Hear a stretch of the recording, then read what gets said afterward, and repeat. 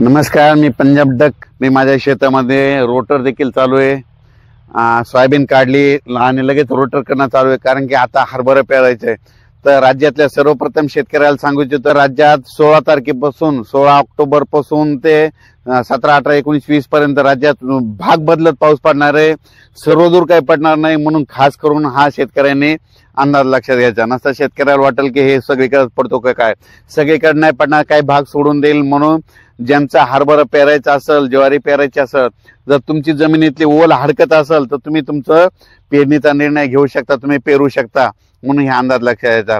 पण राज्यात आता ज्यांच्या काही सोयाबीन काढणं चालू आहे, राज्यातल्या सर्व शेतकऱ्याला सांगू इच्छितो की उद्या 15 तारखेला तुम्ही सुड्या जर उघड्या असल्या तर तुमच्या सोयाबीन जर उघड्या असतील, सुड्या उघड्या असतील तर त्याच्यावर झाकून घ्या. कारण की राज्यात 16 ऑक्टोबर पासून ते 20 ऑक्टोबरच्या दरम्यान दररोज वेगवेगळ्या भागात पाऊस पडणार आहे. म्हणून हा अंदाज लक्षात घ्यायचा. 16 ऑक्टोबरला तो पाऊस काय होणार आहे, इकडे यवतमाळ जिल्हा, नांदेड जिल्हा, लातूर जिल्हा, परभणी जिल्हा, हिंगोली जिल्हा, धाराशिव जिल्हा, सोलापूर जिल्हा ह्या पट्ट्यामध्ये सुरुवात होणार आहे. 17 ऑक्टोबरला परत काही भागात पडणार आहे. 18ला पुन्हा दुसरा वेगळा भाग जाणार आहे. असं करत करत 19, 20, 21, 22 पर्यंत राज्यात विखुरलेल्या स्वरूपाचा पाऊस पडणार आहे. म्हणून हा अंदाज लक्षात घ्यायचा. खूप काही मोठा पडणार नाही, मुसळधार काही पडणार नाही. म्हणून हा अंदाज लक्षात घ्यायचा. राज्यातल्या सर्व शेतकऱ्याला सांगू इच्छितो की आता पाऊस आता परतीचा आहे, आता हे शेवटचाच पाऊस आहे. आता पाऊस निघून जाणार आहे आणि 2 नोव्हेंबरला मध्ये चांगली थंडी येणार आहे. म्हणून राज्यातल्या सर्व शेतकऱ्यांनी अंदाज लक्षात घ्यायचा. ज्यांचं सोयाबीनचं शेत खाली झालं असं तुम्ही तुमचं पेरणी करू शकता.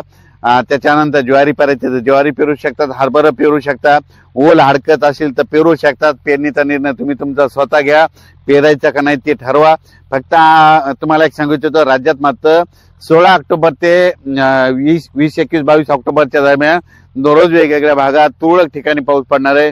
खूप काही मोठा पडणार नाही. म्हणून हा अंदाज सर्व शेतकऱ्यांनी लक्षात घ्यायचा.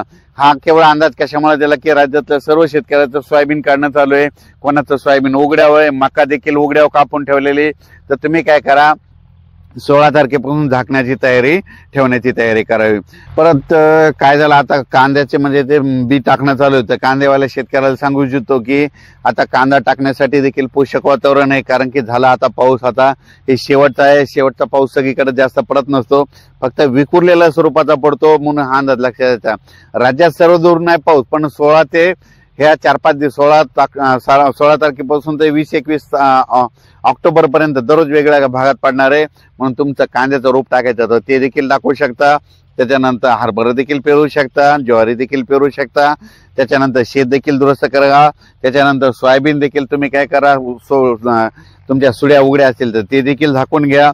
म्हणून हा अंदाज लक्षात घ्यायचा. त्याच्यानंतर राज्यात काय होणार आहे, 2 नोव्हेंबरला थंडी देखील येणार आहे. म्हणून परत ते सांगायलो. म्हणून हे अंदाज लक्षात घ्यायचा. त्याच्यानंतर काय होणार आहे, दिवाळी झाल्याच्या नंतर राज्यात चांगली अशी खूप अशी धुराळे धुके देखील येणार आहे. दिवाळी झाल्याच्या नंतर देखील येणार आहे. मग आपणच समजून घ्यायचा की आता पाऊस आता निघून गेला. म्हणून हा अंदाज लक्षात घ्यायचा. त्याच्यानंतर थंडीची देखील चाहूल लागणार आहे. म्हणून हा अंदाज लक्षात घ्यायचा. ज्यांचं शेत हडकत असेल तर तुम्ही पेरणीचा निर्णय घ्या. म्हणून हे देखील सगळ्यांनी लक्षात घ्यायचं. आणि तुम्हाला एक सांगू इच्छितो की राज्यात पेरणी करत असताना, हरभरा पेरणी करत असताना, ज्वारी पेरणी करत असताना बियाण्याला काय करा, बुरशीनाशक लावा. कारण की ते पेरल्याच्या नंतर मर देखील लागत नाही. म्हणून हे सगळ्यांनी लक्षात घ्यायचं.